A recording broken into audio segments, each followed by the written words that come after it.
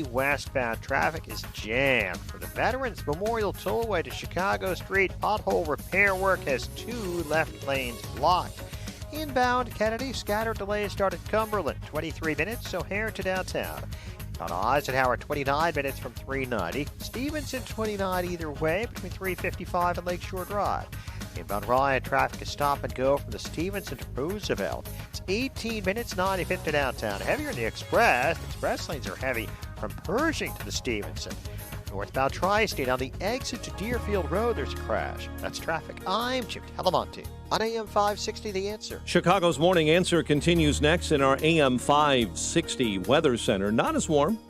A pleasant day ahead. Sun and clouds, high 81. Currently, we have 69 degrees. Your next news update is at 9. Chicago's Morning Answer with Dan and Amy continues next on AM 560, The Answer. Listen to AM 560, The Answer, online at 560theanswer.com, on the AM 560 mobile app, on your Alexa-powered smart speaker, on TuneIn, iHeart, and radio.com.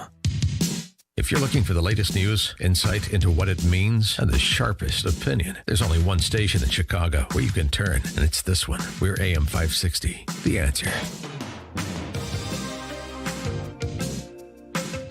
Top of the morning, Dan and Amy. Again, President Trump announcing yesterday the expansion of Operation Legend, starting in Chicago with federal agents being dispatched here to help quell violent crime. Started in Kansas City, Operation Legend did, now Chicago.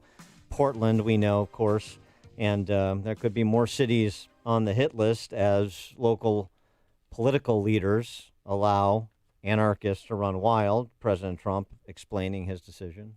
My first duty as president is to protect the American people, and today I'm taking action to fulfill that sacred obligation.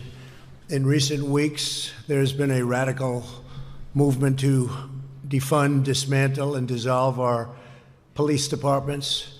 Extreme politicians have joined this anti-police crusade and relentlessly vilified our law enforcement heroes.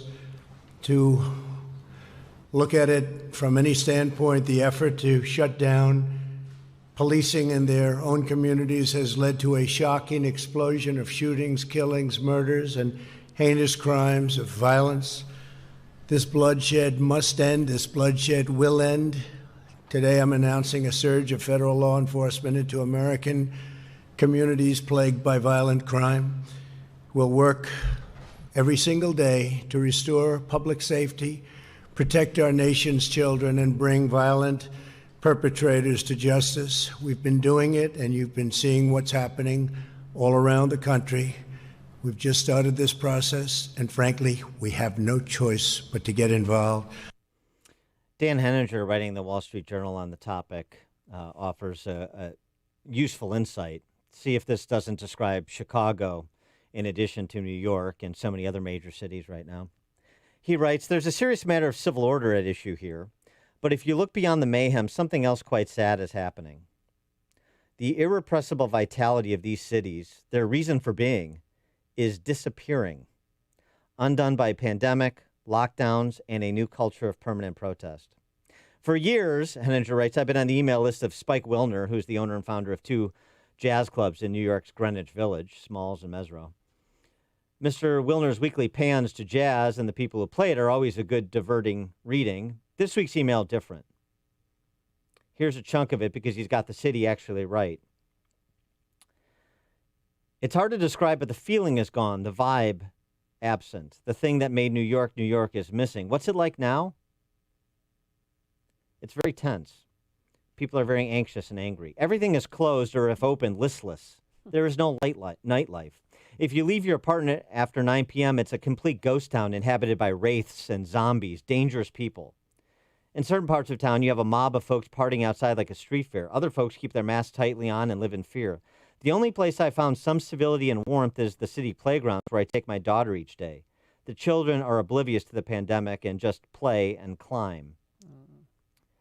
That jazz club owner, Spike Wilner, is describing Chicago, too. That's the Chicago I see. Oh, yeah. And it's so when you do go to the parks and see the kids that are oblivious to the pandemic, just to hear them laughing and smiling, it's so enlightening. It's just so comforting. Open but listless. no nightlife. We're People existing, we're not living right now. People living in fear. Town mainly inhabited by wraiths and zombies, dangerous people. Well, pandemic, lockdowns, new culture of permanent protest. Do you want that to become a feature of American life or just an unfortunate episode? For more on the topic, we're pleased to be joined by our friend Tom Homan, the former acting director of ICE, U.S. Immigration and Customs Enforcement, which is also targeted for defunding by the left. Tom, thanks for joining us again. Appreciate it. Yeah, thanks for having me. So how did you react to the president's decision? And it's, I think, a surprisingly difficult one. People make it look like, some people make it sound like, oh, it's an easy call for the president to do this because he wants to recreate Nixon in '68. But you could go either way on this. You could say, hey, Portland doesn't want federal law enforcement's help, then good luck, Portland. But he chose not to do that because he believes that as the President of the United States, he has a responsibility to enforce federal laws, even if the localities don't want to enforce state and local laws. Well, absolutely. And I agree with him 100% for doing this. And Article 2 of the Constitution makes it clear it's not only he has the authority to do this, he has a responsibility to do this. So once again, President Trump is showing American people that he's putting the safety and security of Americans first. And, in the media, I listen to Speaker of the House and a lot of the media saying Trump's sending troops. He's not sending troops. He's sending federal law enforcement officers. These people, first of all, people remember these cities, Chicago, Portland, there's already federal law enforcement in those cities. That's why they have a federal courthouse, because, a lot of federal prosecutions happen in those cities. He just increased the amount of surging these officers there. And they're highly trained. And I just wrote an op-ed on FoxNews.com and just posted this morning on this very topic. And I want people to know these aren't, as some people are calling thugs and stormtroopers, these are very well-trained federal agents and very well-trained in the Fourth Amendment, arrest, seizure, what they need to, they know what people's rights are, they know what their responsibilities are, and they're going to do a great job. This is the first time they've been deployed out to cities. They've been deployed out to cities many times, way back in the race riots they were deployed. So this is nothing new. This president is doing exactly what the American people expect him to do. He's doing exactly what an American president should do. Yeah, but our mayor and our governor have convinced themselves, and the people of Chicago, the ones that are lobotomized, that these guys are going to come in with the camouflage and that they're going to be arresting people and fighting back and using lethal force if necessary. Look, well, first of all, your mayor is she lost her mind, all right? So she started way back, and she's called ICE. We're a bunch of racists and bigots. Yep. And with the crime going on in Chicago, you think the mayor and the city council would want to do everything they could to remove criminals from the streets of Chicago, and they're not. Criminals are walking out of Cook County Jail every day. MS-13 members are walking out of Cook County Jail every day if they're illegally in the United States because they refuse to cooperate with ICE. So the mayor, the city council, and the elected officials there aren't doing everything they can to protect their neighborhood. They're not doing everything they can to take guns off the street and stop violence. It started with immigration several years ago. So the mayor ought to just, accept the help from the federal government. These are law enforcement officers coming to help her solve a problem. I don't know what part of that they don't understand. Well, I'll tell you. Stop was a mess. I'll tell you. They need help. I'll tell you, too, because we hear the same rap we've heard for generations here, which is too many illegal guns on the streets. We have to go after the guns. And it would seem to me, okay, well, what about the people in this country illegally that are part of international drug smuggling operations that have guns illegally? Why wouldn't you want to use federal law enforcement? Why wouldn't you want to collaborate with federal law enforcement on the immigration piece to remove people here illegally who are trafficking in drugs illegally, who are using illegal guns illegally? It's very selective, their concern about who has guns illegally and who's committing violent crimes.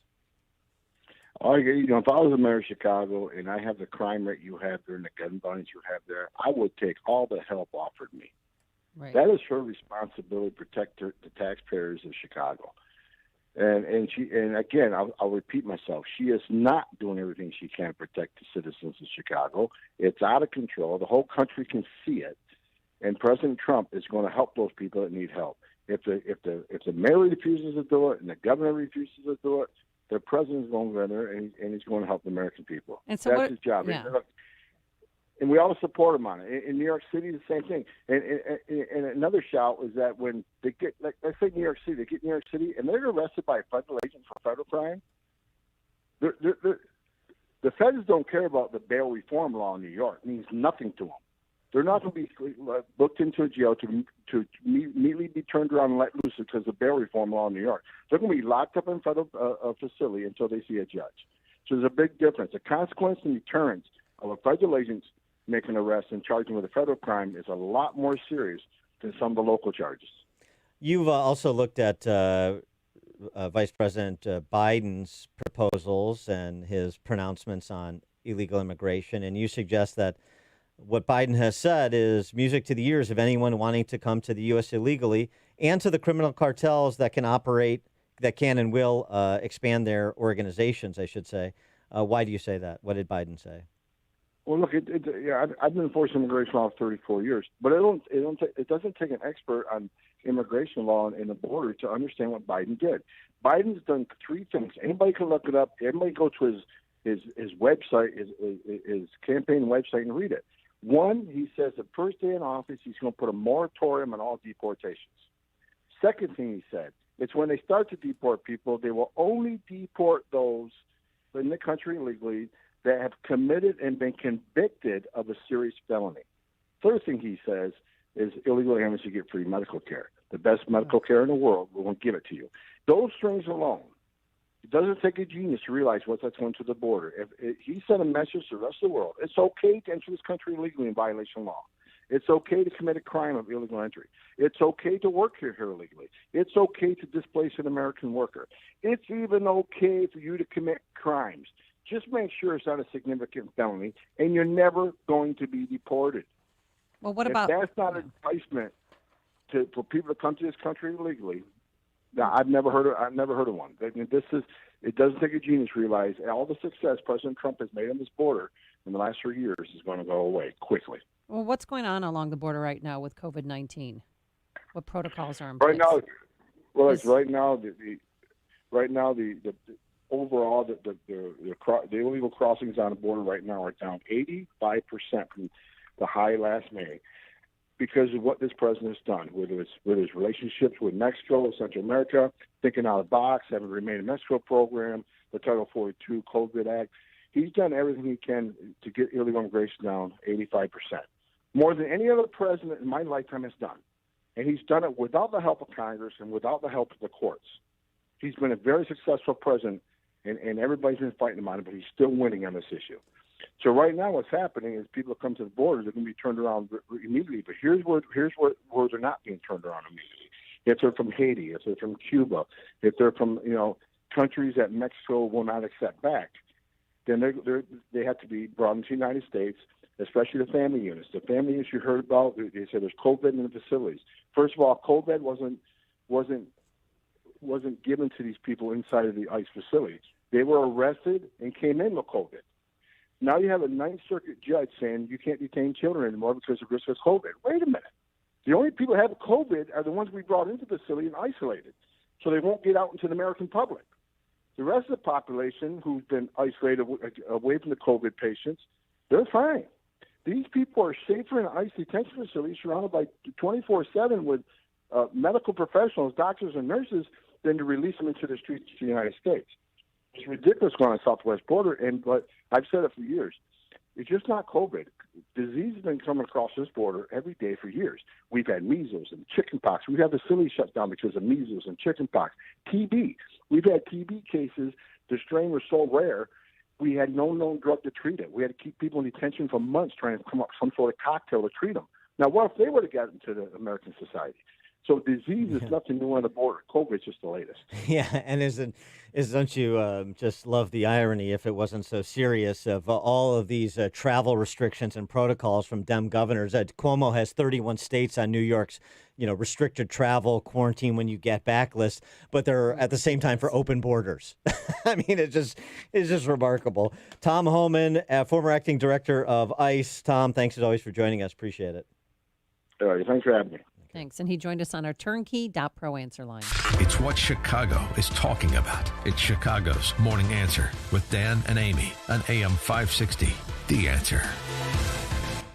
You take for granted the doors and entryways you use every day to get in and out of your facility. They do their job and everything's fine until it isn't. Your commercial door is stuck and your work vehicles can't get out, costing your business big bucks. Or maybe you're facing a fine for fire doors not being up to code. Did you know fire doors need to be inspected annually? The Industrial Door Company will ensure you're compliant, maintain records, and maintain all your facility's doors so you're ready to do business. And as things get moving again, now is a great time to make sure your commercial doors are ready for the coming increase in use. Visit industrialdoor.com to see a full range of products and services. Stop losing big bucks because your commercial door is stuck. Call anytime, 847-258-5620. That's 847-258-5620.